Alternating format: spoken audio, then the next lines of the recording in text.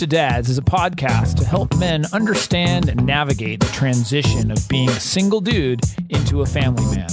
How do we make sense of it all? Well, we probably won't be able to, but let's go ahead and have some fun trying.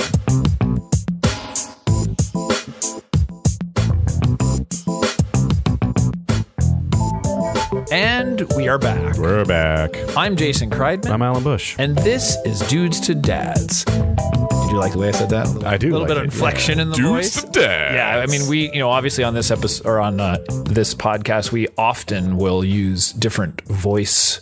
What do you say? Inflections? Yeah, I think vocal inflections. Well, you're a voice guy with a deep voice. Vocals inflections. But welcome to another episode. How you been? Good. Yeah, I think been busy, but a lot You going were on. on a little vacation. I was gone for a while, so if we're a little behind, that's why. Well, we had doubled up. We did prior to that, which we were announced. And it hopefully wasn't a we're secret. caught up. Yeah, well, almost caught up. We're caught up now. Yeah. So, interesting topic for today, and it came about.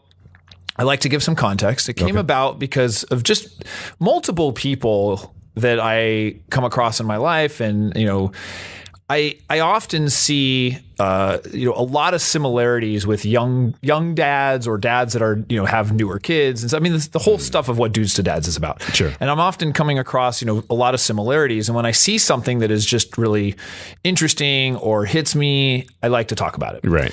And so one of the things that I wanted to talk about, and this is the title of it, it's hard to be a dad. Mm-hmm. Where and why we struggle. Okay. That's the topic. And this would be like advice for probably the younger generation, or like you said, the newer kids. I think it's actually for everybody. No, you're right. But probably better for the people that. Yeah, and this isn't really to just get something off my chest. It's really intended for dads that are out there listening to understand that what they feel and what they're going through is very common, and that they're not alone. Yeah. Because that's a lot of times when you're going through difficult times, you often feel alone. That's a lot. We talked about depression and addiction. We had the specialist in, and he said, that's right. One of the biggest things about that with addicts or addiction or anything is that they feel alone. Yeah. And that's a horrible feeling. I mean, nobody likes to feel alone. No, it sucks you right back into your own feeling, and you become completely more self-centered, which makes you focus on you being depressed, which makes you more depressed. Totally. Yeah. Totally. So, a lot of people struggle, including myself. I mean, this is not, these are not things that, we're immune to, trying to figure life out and stuff. What I was noticing, though, is that the more you care about things, like in general, you just like that you actually put the effort to care. Mm-hmm. It seems like it's more difficult.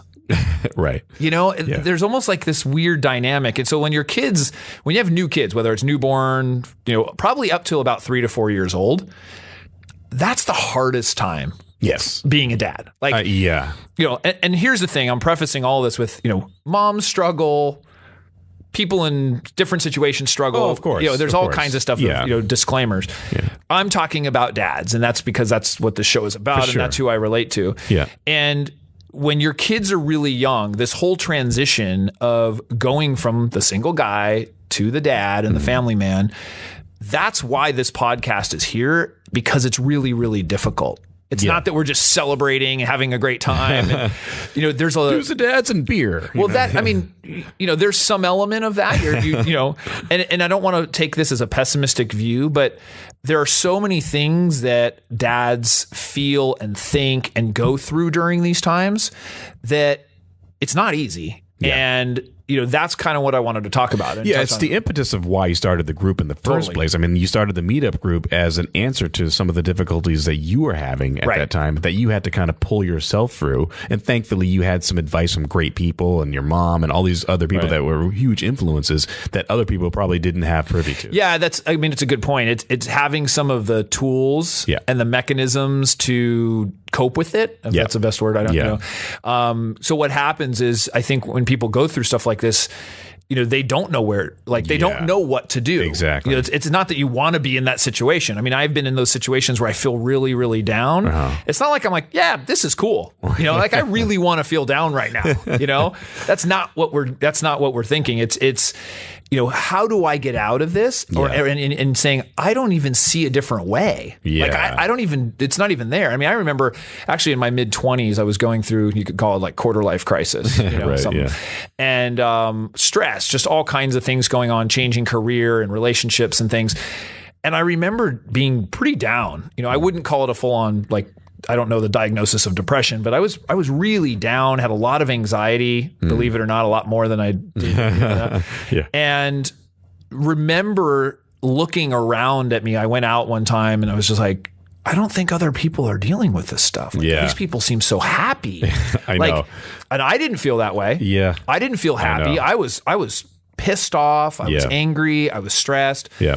And I was in the same category in the 20s, exact same thing. And because there was so many and you just kind of fake it a lot. Sure. And then so when you have a child and you have a family and a wife, you can't really fake it anymore. I know. Like, I mean, these are people that are with you, first of all the time. Yeah. You have much more responsibilities, whether it's your job or you're now your child and so the idea of, quote, faking it's really, really hard to do. And it's not something that you even really care. It's interesting that you say faking it because you don't realize that the people that are around you that you think are happy are also faking it.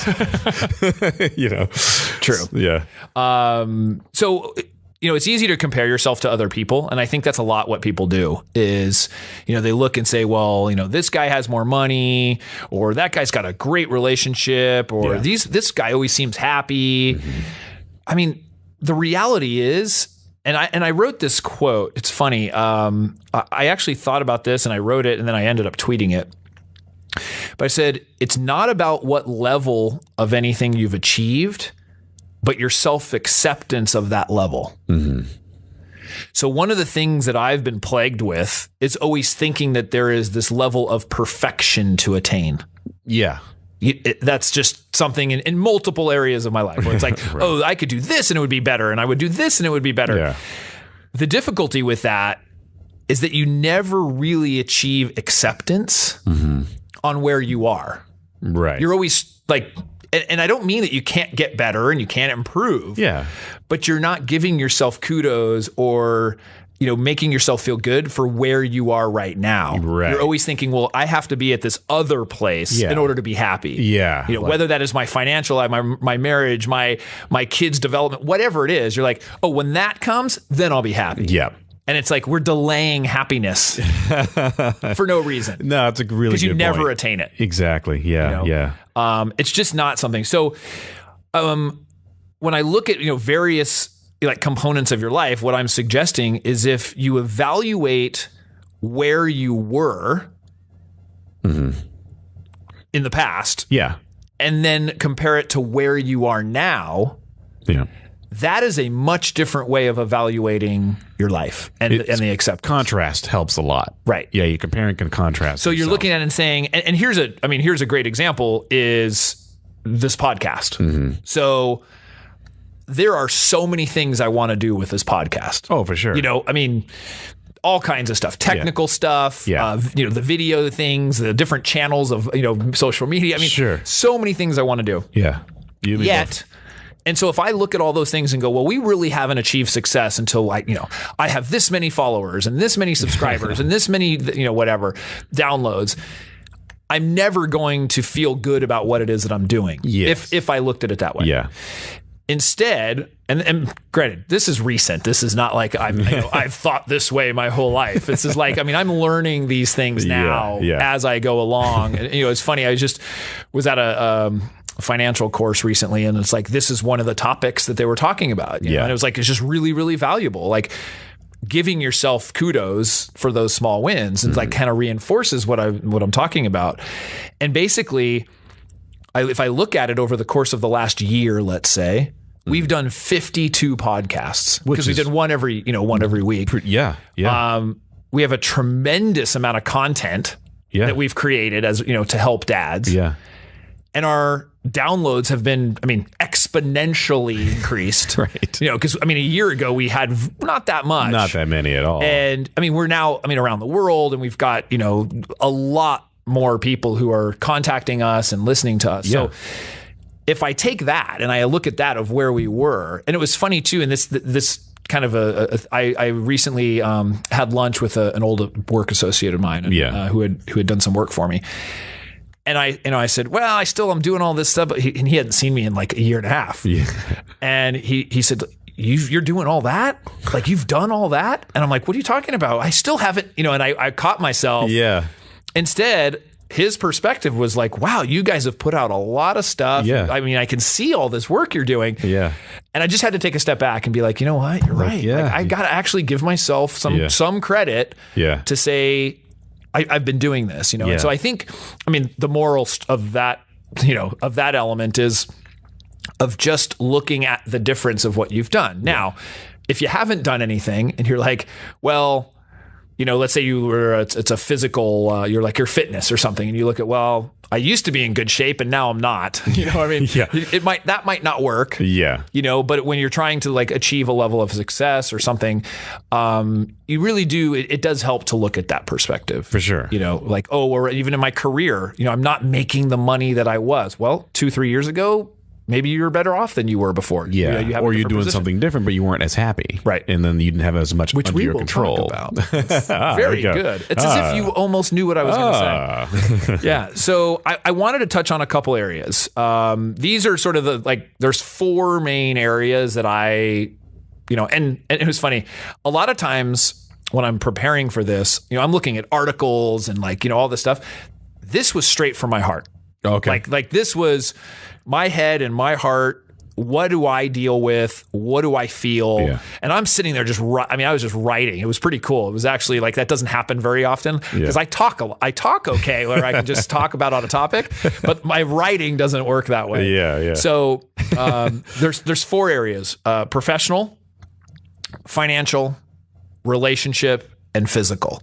Okay. Those are the 4 areas where, for both myself and what I see with other dads, there's probably more, but those are the 4 main ones that I see. They're reoccurring with most people. Yeah, that actually, affect emotions. They affect your mood. They affect your people around you. Yeah, a lot of that stuff. And so, what the overlying thing I was talking about is just that each of these areas can have a huge impact on you, and both positive and negative.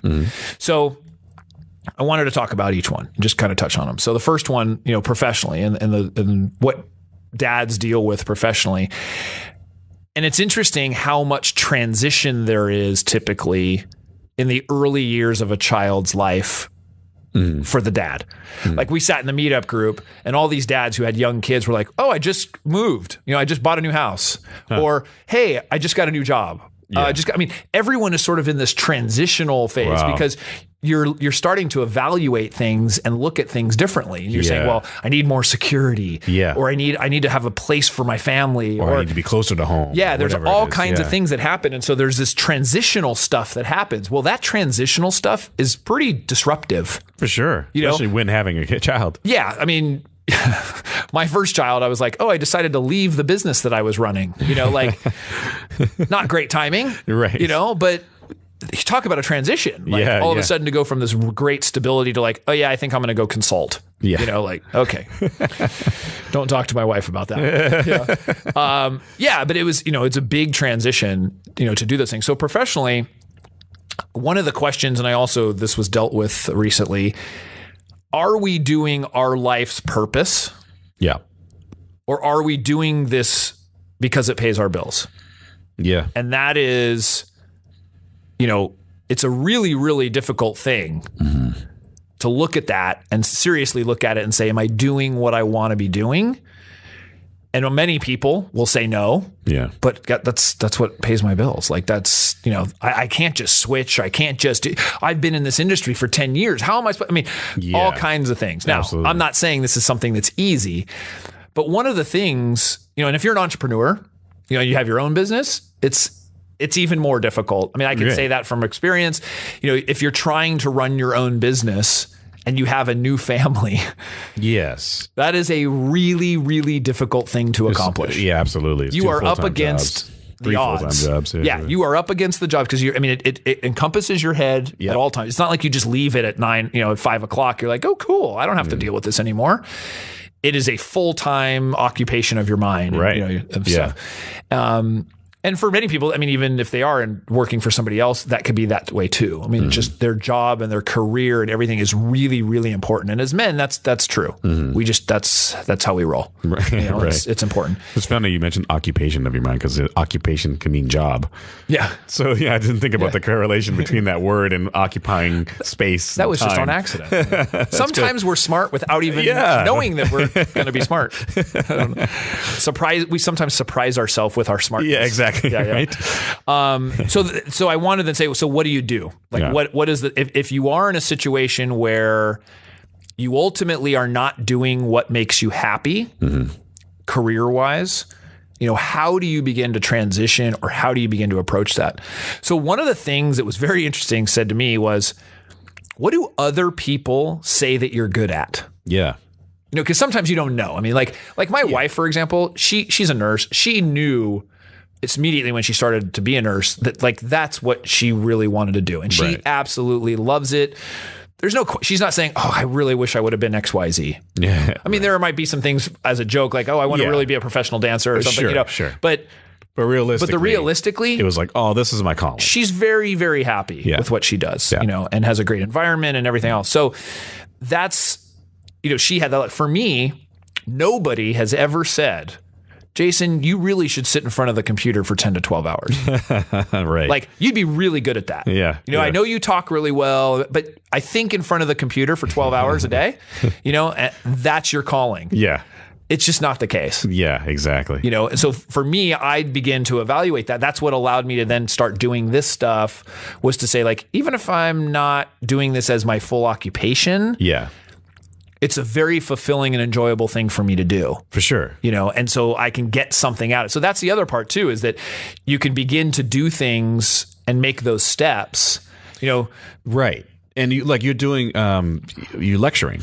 You know, and you know, part of your side gig really is to do these lectures and things of that nature. So that's and the same thing with me. Like I teach class at a university, and so that becomes you get a little bit of fulfillment in that. Yeah, there's a lot more of my being involved in that than there is sitting in front of a computer, as you said. So I totally agree with that. And I've went through a lot of transitions just to get to this period of my life, because I had several occupations that were completely not what I wanted to do at all. Financial analyst, for example, for low-income housing tax credit syndication firm. How the heck did I end up with that job? Exactly. And then I drove away from that and ended up, you know, eventually coming down to what I'm doing now, which I am happy with. But then that leads to, okay, now what? What is really fulfilling me? I'm now at a little higher up in the Maslow's hierarchy of needs, and I'm starting to realize where my self-actualization is coming from. And then teaching is becoming a little more closely to that. So. Yeah, that's cool. And you're excelling at it. Like you said, I mean, you've had write-ups and you've had these things that people giving you accolades. So in essence, they're saying you're really good at this. Yeah. You know, and you're finding, and that gives you a lot of confidence. You know, when you are doing something where people are giving you that accolade, it feels really good. For sure. You know, and it boosts you up. So, you know, professionally though, that can be the frustration where we lie. Is like, gosh, this work is just bringing me down. You know, it's not doing well. So, you know, which I can attest to certain parts of my life. I don't have that luckily now, but there are times, certainly, especially when my kids were even younger, where the frustrations of work bled into other areas of my life. And that's difficult, and it's really, really stressful. For sure. So, you know, even if you make less money, you kind of can consider it might be worth it just to make yourself happy. Yeah. That is a step back, but a step forward in the right direction. Right. Yeah.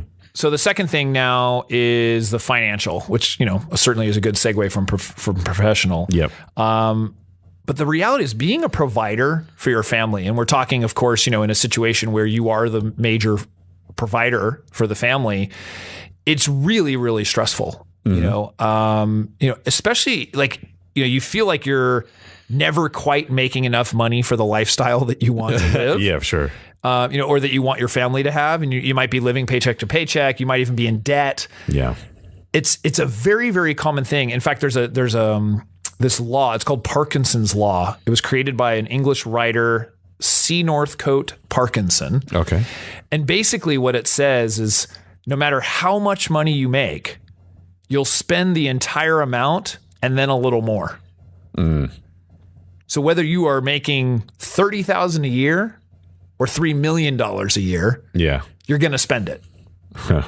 So there are ways that, if you learn, there are ways to combat that by like automating some of your deposits into some other account. So it's like out of sight, out of mind. Yeah. There's some techniques and things which I'm learning to do that, because it is so true. It's like when I made less money, I spent it all. When I make more money, I spend it all. Yeah, it's like, that's how it works. Like you don't build a cushion.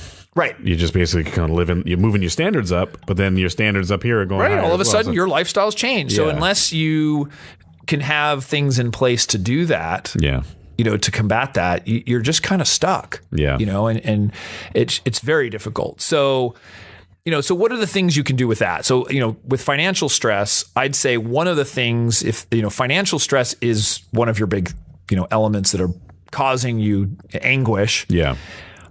You really need to learn about finances. Yeah. It is something where it's funny. I felt like I knew some, and I think I probably felt like I knew more than most. But when I started getting into learning more, it's the same thing with anything. You realize you know nothing. The more I learn, the less I realize I know. Yeah. And here's some irony for you. I knew nothing about finances as I was a financial analyst. Right. So I only knew how to manage money from the perspective of numbers and other people's assets type of thing. Right. My own life, and know nothing. Yeah. And there's a lot of different philosophies on that. I mean, there's financial planners and accountants and things. And I think professionals can be really helpful. But at the same time, I think you have to be really informed yourself. You do. In order to select a good professional. And what works best for you. You can't leave it up to a professional to say, this is what you should be doing. Right. I think you have to be empowered and you have to learn about it yourself. So, I mean, there's tons of books and there's tons of things. And I think there's tons of different philosophies based on kind of where you're at. When you are in severe debt, there are people very high, they're on TV and everything that you're aware of. I won't give names, but basically, they're experts to show you how to get out of debt. Sure. If you're someone who's sort of middle in the road and you're kind of trying to build something, there's people who are experts at that. Sure. And then if you're trying to build and really grow, there's experts at that. So it's finding the right niche for you in the right area, but it's education and it's learning about it, and it takes effort. Yeah, it's interesting you should bring this up, because I just saw something, I don't know if it was a documentary or what I was watching, but they said investors don't have empathy. This goes back to some things we always mention. Empathy is a big part of that. And the reason what you're saying is learn it yourself, because you have empathy for yourself. Right. So you'll take it more seriously and more controlled of what you're doing within your realm of people that you care about. Whether it was an investor or a financial planner or whatever, they don't have that soul and heart. They don't really care what your problems are. And we should make a caveat. There are probably some that care very much. Sure. However, I'm saying majority. The system is set up for it to not necessarily work the best. I mean, whether it's insurance people or financial planners or anything like that, their system that they are set up around, the incentives and the products and everything like that, are not always in line with what you're trying to accomplish. Exactly. They may offer things because it's better for them. Yeah. Commission wise, or just for the sake of money, or they don't know other options and things. So, and I'm finding this to be very true right now. I'm learning a lot about this stuff. Yeah. And I have to educate myself so that I can make those decisions, so that when there is somebody that I'm calling on as a professional, I know what questions to ask. Yeah. I know why are these fees so high, or whatever it is. If you're just giving blind faith in any area of your life, you got to be careful. Sure. And that's why a lot of these people got screwed in finance, and all this other thing. Yeah. They sort of just put blind faith into something without really understanding what it is. And I'm guilty of that too. Mm-hmm. It's not like it doesn't happen, because you think that an expert is going to be an expert. But the truth is that, they all, or many of them, are part of a herd doing very, very similar things, you know? And sometimes it's very difficult to go against that For herd. sure. Yeah. So that's something, you just got to be aware of. Yeah. That's really good advice. The third area is relationships. Mm-hmm. And, we've talked pretty extensively. Episode 61, we talked about the fears of becoming a dad. Yep. And how a lot of those fears related to the relationship and intimacy and attention and that kind of stuff. Yeah. because the reality is, when you're in this early stage of your marriage and or child, sometimes you just don't have the energy. Mm-hmm. I shouldn't say you don't have the energy. Sometimes you don't want to provide the energy sure. of improving something, and or vice versa. Your spouse is the same thing. I mean, your spouse is taxed and tired and sleep deprived and physically not feeling well. I mean, there's all these things that we talked about, right, that it makes for a very difficult situation. Yeah. And as the relationship requires effort, if one or both or whatever are not putting the effort towards that relationship, it's going to start to deteriorate. Yeah. And that's just, and so that can be a huge area of stress at that early stage that the person's going through. And that comes in many different forms. Like I said, it could be just like, you're just trying to work so dang hard, you're not thinking about it. So you're not paying attention to your spouse. Right. I got to be late, I'm going to be doing this, or you're not paying attention to your child. Or vice versa, your wife, or it's just like, listen, I'm too tired. I don't even want to go out to dinner, or whatever. Right, I mean, it's just, there's all kinds of stuff that happens at that stage. And in a sense, you become a little lazy. Yeah. That's maybe the word. Sure. Yeah. A little complacent. Yeah. That's even better word. Yeah. And it's very, very difficult to not let that happen. You start, I've seen situations, and then you start keeping score. Well, I'm doing this. The other person should be doing this. Sure. Yeah. I think we talked about that in one of our segments. Yeah. All kinds of things that doesn't good. Yeah. And you hear a lot about people getting divorced, and they often have young kids. But I don't think it's the young kids causing the divorce, but yet the combination of all these other elements that happen when you have young kids. Yeah. That's often what it is. It's these stresses. It's the stresses of money. It's the stresses of the relationship itself and the effort. It's the stresses of finances. It's the stresses. Those are all, I think I said money then finances, which is essentially the same thing. It could be almost two different things. Two different words, not the same thing. But I think that that can certainly be contributing factors. So, what do you do in those situations? The first thing you do is you have to talk to your spouse. Sure. And as men, that's sometimes hard to do. Yep. We have difficulty expressing our feelings. We have difficulty because whether it's embarrassed, not knowing how, we don't want to talk about it. We go in our cave. Yeah, I mean, there's all kinds of reasons why we decide that it's not something that we want to deal with. And the reality is that in order to get better, in order to feel better if you're really down, it's really weird, but talking about it and letting it out really does help. Yeah, especially when you're talking about feelings in terms of being a provider, having a better job, or financially related. That's kind of related to being a provider. It's especially difficult to admit that you need help or that you want to talk things through, because it's or you feel like a failure. Yeah, it's the male role to be a provider, and if I can't do that, then I'm admitting defeat. So therefore, I don't want to talk about it. I know the answers. I have it all under control. Leave me alone. Yeah. No, I recall going back. There was one. Well, there's been many, but one business. There's only one incident ever. No, but a business that I had I considered I failed at. Instead of figuring out what I learned and all this stuff, it was I felt like I failed on it, and that was an extremely difficult thing to face. Yeah, well, this didn't work out. Instead of just that, well, it didn't work out. I'm on to the next thing. And meanwhile, I was on to the next thing and doing fine and whatever, but still dwelling on this fact that I didn't do what I should have done. Yeah. That I didn't make that situation great, and have since, learned hopefully from that wow, that didn't help me very much. Yeah. Dwelling on this for no reason. It's like, I can't control it anymore. It's done. Yeah. I have to close the business. Like I can't do anything else about it. Yeah. So that's, people who are good at getting over things quickly have probably an easier time. Sure. So what I was saying is, first, when it relates to your relationship, talk with your spouse. That's the first thing. Communication is no question the single most important element, in reducing these issues, is talking about it. And I have experience from this firsthand where, I went through some stuff when my mother passed, and I went, whether it was relationship issues or something like that, where I went to this men's group and I was talking about it, and it's just, you just feel better. And sometimes, you really don't want to talk about it. Of course. I remember even, with grief counseling, it's like, that was the last thing I wanted to do was sit there in a group full of guys talking about the death of my mother and getting emotional. Like, why would I want to talk about that? Right. But I had, trust and faith in the leaders of this group to just, they had been through these kinds of things, and I really trusted them, and they're just like, this is what you got to do. And I was just like, oh, this is not what I want to do. Like, that's the last thing I want to do. I don't want to face anybody. I don't want to talk to anybody. I just want to be in my own world and get my stuff done and just leave me alone. That's, and as guys, that's what we do. It's the cave. For sure. Like, for sure. It's just, did we just for sure? Yeah, I think we double Valley, for sure. It was for sure it's squared. That was Valley dudes. For those of you old enough to understand that. The young people are like, I don't know what you're talking about. It's just the way I talk now. Yeah.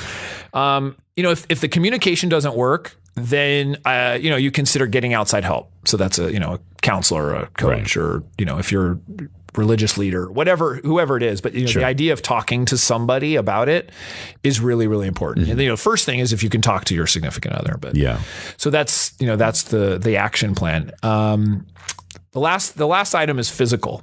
So there's a big correlation between depression and people not taking care of themselves. Yes. In many ways. And that, I think they kind of work hand in hand. So it's like, people get more depressed when their physical health isn't good, and then their physical health gets worse when they get more depressed. I had a friend that was going through all those hard times and had to rent out a room and like in a hotel, and was just eating garbage like chips and Cheetos and stuff like that. I was like, because they were broke, and then I went over there. Hey, can you at least eat a potato? Yeah, exactly. And he's like, deconstruct all this. But he's basically it's like, oh well, hey, can you bring me such and such and so on? So I said, look, I can bring you something. It's like, well, maybe you bring me this and that, and like water and some ramen, ramen. And I didn't bring ramen. I brought some ramen, but I was like, here's some fruit, a banana. Like, you need to be healthy in order to get yourself out of this whole funk. And as much as I can't help you with everything, at least I can bring you something healthy to start with. And that was the main thing. Like, I realized, because I remember going through that too, and just eating garbage or drinking too much. It's an interesting topic, because this is one of those areas that you actually can control. Yeah. There are some things that'll happen in your life with people around you and other things. Sometimes it's work, sometimes it's, even finances, bad luck, whatever. Your diet and your exercise is totally in your own control. Yep. And so that's something, if you can make these small steps and say, you know what, at least I'm going to treat myself nice, even though I don't feel really well. And that, I think I remember that's really hard to do. When you're not feeling good, and many people associate it with food as soothing and everything else. Comfort food. Yeah. It's comfort is, you want to have those delicacies that make you feel better. I mean, how much does a carrot make you feel better? It makes you, better in the long run. Yeah, it's like, but it's not that fulfilling. No, you're right. Versus a big bowl of ice cream. Yeah, it's just not as fulfilling to do that. Yeah. But, they'll consume things, that they shouldn't do. And also they'll be more sedentary. You'll watch TV, you'll sit in bed, you'll do things that you just normally, maybe that's not your normal lifestyle. Yeah. You are more active, even to just walk outside. Yeah. I know. And that's the thing too. Even from my personal experience, like, I've been broke and not had a lot, and had my car repoed and all kinds of stuff. When I first moved to San Diego, my first year here was a nightmare in terms of finances. And I got real sedentary, but I had some friends that kind of pulled me out of it a little bit. Like, hey, why don't we go somewhere? Like anywhere. Like, and like, I'll take you to a ball game. I have an extra ticket. I'm like, I can't spend any money. It's like, you don't have to. It's free. You just have to get out of the bed. And I'm like, all right, yeah, I guess you're right. And then, of course, I felt better, And then I started realizing that, maybe I should just go outside and do something about it rather than sit there and mope because I can't, buy things in a bar or whatever it is, or buy things that, I normally could afford previously. Right. So instead of doing that, I started making a point to just go outside, take a walk or something. That's cool. That's good. There's the answer. So what should you do? One of the first things is figuring out what the cause is. Yeah. You want to really understand what is the cause of this pain. Yeah. Because it's typically pain of some kind. Sure. It's pain, it's fear, there's a lot of stuff. So what's the cause? Like, really, what is the root? Own it, acknowledge it. Yeah. Doesn't mean you have to dwell on it. And then figure out too, what you are capable of doing or what you could do, and start really small, especially from the physical standpoint. Yeah. So maybe that is, like you said, it's replacing a meal with something healthy. Yeah. Or it's, just taking a walk outside. Yeah. And one of the things to consider with all of these items is you have a child now. Yep. The responsibility is not just your own, it's not just for your own body and everything else. You're teaching this child. So sometimes that in itself can be motivation. Mm-hmm. I've heard stories with celebrities and things like that. Like they didn't make it until they actually had children. Yeah. Because all of a sudden they were much more hungry. They were much more driven to all of a sudden to be the provider and do that. So while there is a tremendous amount of stress that comes with it, sometimes it's the ignition or the impetus to do something about it. And your children are watching. They're watching what's going on, and they also watch how you handle these situations. Mm-hmm. So sometimes the faking it, if you will, might help the child. Now it's okay for children to understand real life and know that dad is not perfect. That's okay. We've talked about that. Yeah. But at the same time, you're setting this example saying, you know what? I want my children to see me get up, take care of what I need to take care of, handle my business, and be happy. Yep. Because that's ultimately, what we all want. We all want to be happy. We all want to enjoy our life. When you're in this state, you just don't know how. Right. You just really don't know how. So, I think that's the important thing. And yourself. I mean, especially like with fitness, do you need an accountability partner? Somebody that you need to work out with, if it's your wife. Yeah. Maybe it's just go for a walk with the child and the wife and you go and you just get out of the house. Yeah. Yeah. And I mean, it's amazing how much fresh air can do. I know. Fresh air and some sunshine. Yeah. Yeah. I mean, how you get motivated because I'm sure you've done things in the past. It's like there are areas of your life where you have been successful. Yeah. Everybody has something that they can point to.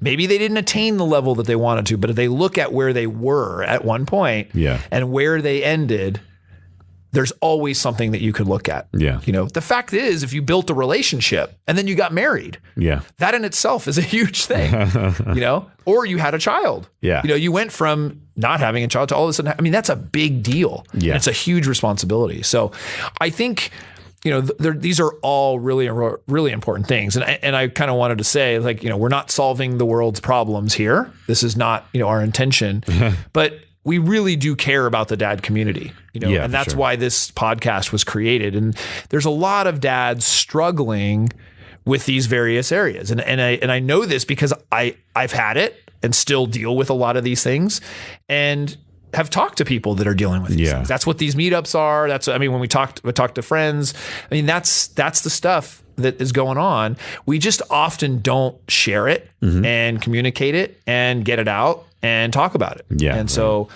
if you do need assistance or help with anything like that, give us a shout or, let us know. I mean, email us. podcast@dudesadads.com. Yeah. I mean, we'd love to help out and speak with you, whatever it is. These are the kinds of things that I think build bonds and build relationships. And, it's really, really important for dads to take care of themselves. Yeah. And not only for themselves, but for their family. Yeah, for sure. And that's, the ultimate thing of what I said, I think in the beginning is this is hard. Yeah. This is not an easy road that you're going down. And so it's business, it's finance, it's relationships, it's all this stuff. And everybody struggles with it. Right. And so that's, I think, what maybe the point was for today. No, that's a great one. This is a great topics and all those things that really hit home with anybody, even if you don't have kids, it really hits home. Yeah. When you have relationships and finances and things that you've just discussed, like everyone can take some credence for that. But like I believe with dads, it's super important. Yeah. All those things. It is. Yeah. So with that, like Alan had said, email us podcast@dudestodads.com. We'd love reviews on iTunes and Stitcher. Yep. Some 5-star reviews would be wonderful. Perfect. Yeah. Twitter. And Dudes to Dads. Twitter Dudes to Dads. Yeah. Facebook Dudes to Dads. And we also now have our YouTube channel. We put all of our podcasts on YouTube. Yeah. So if you're a video absorber, subscribe to the YouTube channel. Subscribe to the YouTube because we've got some videos now coming too. We'll actually do actual live videos. This is just audio with some screen on it, the logo on it, but we do have inline recordings. Yeah. So those are coming. So just part of the grandiose plan that I feel like I need to attain. So, exactly. So with that, Alan, thanks again. Thank you. And we will see you next week. See you next week.